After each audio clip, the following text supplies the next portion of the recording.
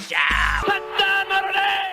That's right. Welcome in, welcome back, folks, to Is the Deuce loose to other schools other than Notre Dame? And oh, by the way, camp starting edition of the Always Irish Show.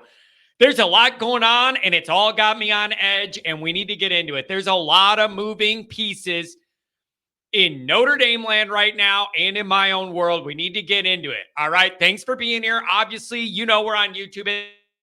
Appreciate it very much. Give the video a thumbs up. That helps Johnny out as well. Notifications on that way you alerted every time a new episode drops. I know you don't want to miss it. Twitter, search bar Always Irish or at Always Irishing. Emails alwaysirishnd@gmail.com. Audio only anywhere you want it. You can get it. They called in lines. We'll be back on that in a little. I'll explain what's going on in a second. My schedule is all messed up but for a good reason. 312-900-8815. Dial it up. Tell cousin Johnny all you've heard and seen. Patreon.com/Always Irish. It's the former captain. He the leading tackler. Mike Goolsby and myself breaking it all down. Here's the deal. First and foremost, you see my shirt? Little transparency here. You can see right through it. You know why? I did it on purpose.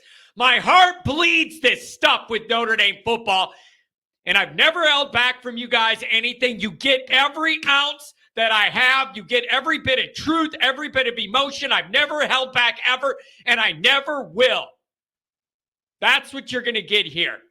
Always, and whatever's coming next. All right? So I'm glad my shirt's see-through at the moment. My heart is right out there on Notre Dame football with everything. I never have held anything back from you guys. Keep that in mind for some of what we're going to go over now and what's coming down the road from this channel. So number one, I apologize. My schedule's been all messed up. We will be back on our regular schedule with the morning call-in shows and all that beginning next week. There's just a lot of moving pieces right now. I will share this behind the scenes. I have resigned from USA Today. We are going to have big news about this channel and a major partnership with a big brand name in the sports world soon. Okay, so that's what's been going on behind the scenes. Meetings, organizing things, getting things lined up. This is a big deal for me and a big opportunity. What's coming next? I'm taking it very seriously. We're getting all of our ducks in a line, figuring everything we need to figure.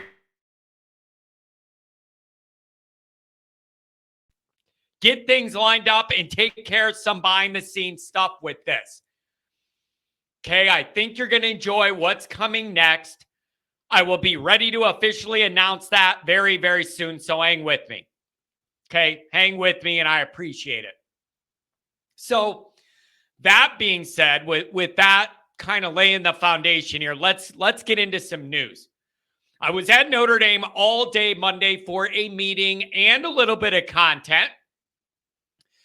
And I drive back. It's like a 2-hour drive back from Indiana to Illinois and all that. And my phone is blowing up for all the wrong reasons. You know, I'm trying to focus on driving. I'm not on Twitter. I'm not answering every text and every call, whatever. I pull in the driveway. I open up my phone and my phone's blowing up. It's absolutely just going out of control. Here's the thing, you guys. This kills me. 0 times a year do I get a ton of texts and DMs and emails and messages and phone calls saying, hey, John, have you heard of the great Notre Dame news it's about to drop? 0 times a year do I get those messages. 80 times a year, I get tons of texts and DMs and emails and voicemails saying, have you heard about the impending worst case scenario heading your way for Notre Dame?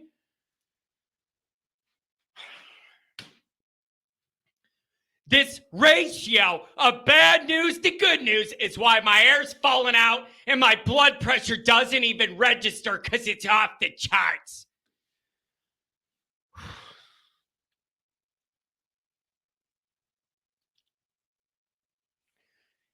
In case you've been living under a rock in Notre Dame land, there's a lot of awful rumors about Deuce. A lot. visiting maybe one other school, maybe two other schools. All this smoke about Deuce. And I'm not going to sit here and go over every single rumor that I got messaged or this board said that and another board said this and this show, this guy said this and this guy, have you heard this and this? I'm not going to sit here and do that. Here's where I'm at with this. Until anything becomes more official, I'm not running with all these rumors on my show. I'm not doing it. I'm not doing it. I'm acknowledging they're out there. I'm acknowledging there seems to be smoke. I'm acknowledging they are awful and it's bad. But until something more concrete comes out of all this, I am going to hold off going much further on this topic because I just think it's the responsible thing to do till something more official comes of all this. Now, you may say, that's not what I wanted from this episode. I want you to go off about all this stuff. I just think that's a little premature and irresponsible, and I'm not going to do it. I'm just not comfortable going there right now today. But I am acknowledging, listen, when I have multiple people that aren't connected that come to me with stuff, that's a bad sign. Or a good sign if it was ever for good reasons, but that never happens. So when I get multiple people that aren't connected coming at me from all these different places saying something, that usually means there's smoke to it. So I am acknowledging all of that's out there, but I am not going to totally go off on all this until some dust settles. I just think that's irresponsible, and I'm not comfortable doing it. Oh, John, I read this on this board or whatever. Well, good for you. It's my show, and we're not going there yet.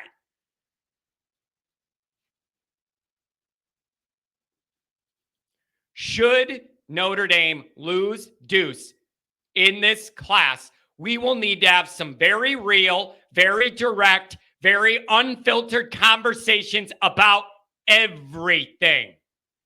That news would change things big time. Short term, long term, it will not be pretty, and I will not hold back at all. I never have with you guys. I'm not going to start now. It won't be pretty, but we are not there yet. And that's, to me, I just think that's irresponsible to do. We're not there yet.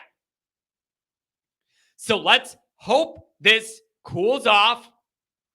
But what I'm hearing is literally the single worst case scenario for the future of the program, practically and perceptually in every single way. Literally the worst case scenario for the whole program.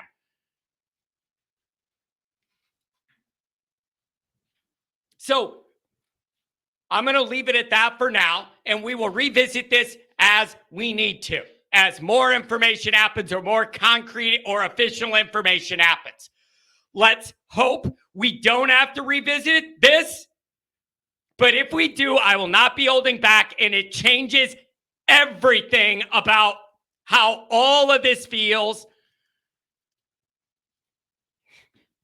If you ask me, like, where we sit right now, where Notre Dame sits right now, where Marcus Freeman's tenure sits right now, and you said to me, literally, what is the worst case scenario that could happen for the future? This would be it. This is my life, you guys. This is my life, dealing with worst case scenarios for my sports teams. I only care about two sports teams.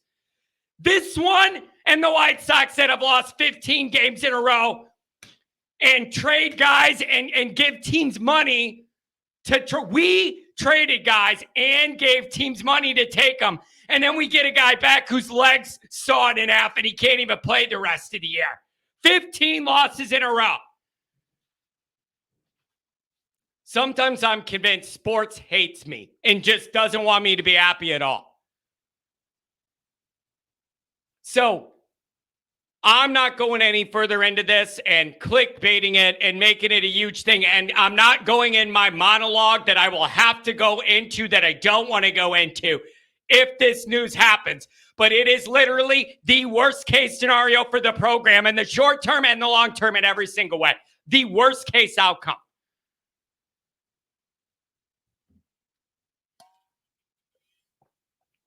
So let's just leave it at that for now.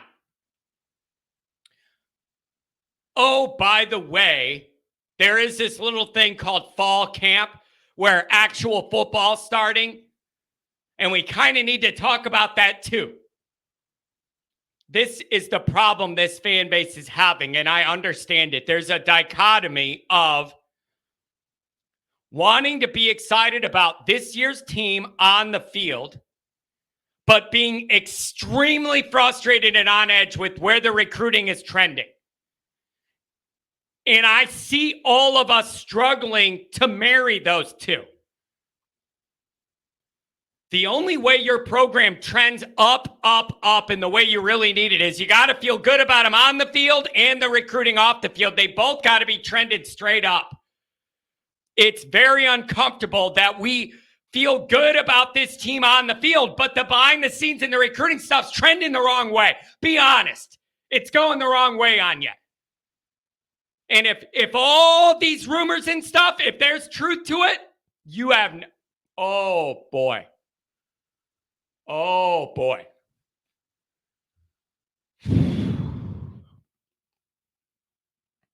I'm struggling with this, you guys. I want to be totally, fully excited for this year's team. It's just, you got to also build for the future, and it's practical and it's perception. You just can't lose all momentum off the field and not think it's going to bleed over at all. You just can't. And that's what this is teetering on, and I hate it.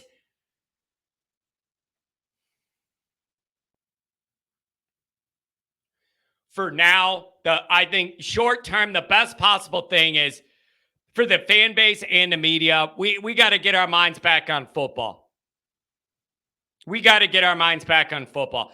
I just think, I mean, Twitter's a nightmare. My DMs are a nightmare. My emails are a nightmare. My texts are a nightmare. My voicemails are a nightmare.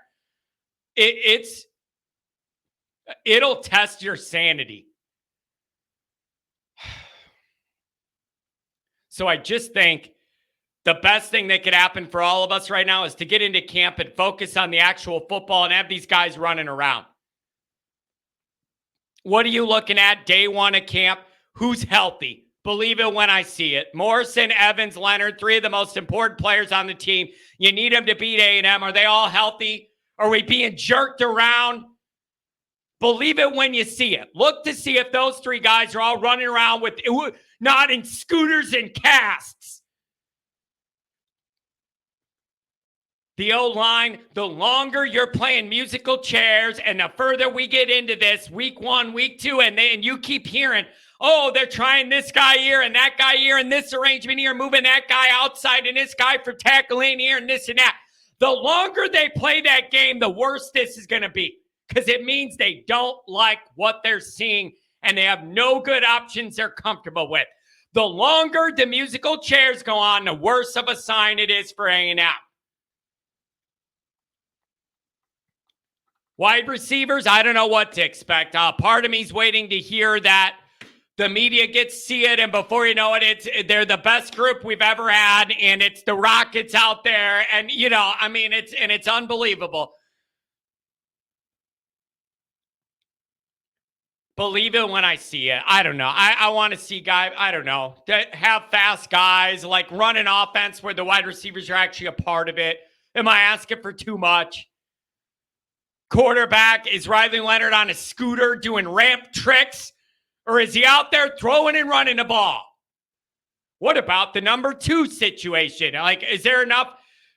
Riley Leonard's got to get caught up from all spring. With whatever snaps are left with the ones, is there enough room for a battle at number 2? Are we just handing that to Steve and seeing who transfers? Are we going to actually have a battle? What are we doing? I want to know. Defense, I want bonuses. You're already really damn good. I need the next thing, which is timing. Making your big splash plays against the best teams when you need them. Deploying your weapons the right way. How are you going to use Snead? How are you going to use Anye? Some of these guys like Botello. Like, I want to see the extras.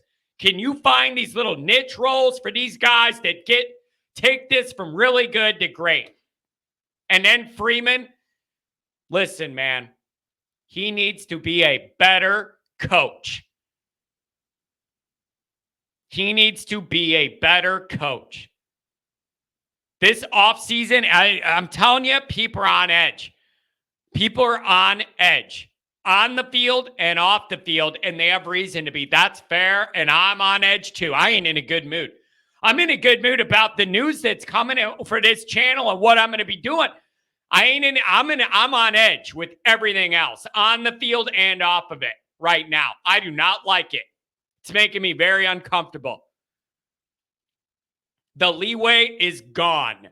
Get results. Win big games. Land great recruits. Period. There is nothing else I'm focused on. All right? Not movie remake, nothing. Land big-time recruits. Win big football games. The leeway's gone. The new guy stuff, it's all worn off. That's what we need. Land big recruits. Win your big games. Period. End of story. This fan base is on edge, and it's not our fault. We're reading the room the right way. There is reasons to be on edge, if you ask me.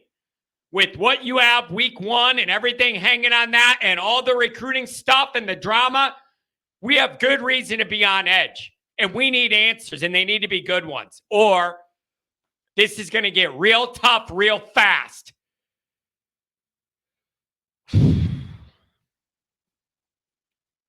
All right, guys. Thanks for being here. I promise I'm going to get back to our regular schedule next week. I'm going to have big news about the future of this channel and my content and this partnership I got going on coming. Stay tuned for that. Hang in there, man. Football's back. We're supposed to be in a great mood, right?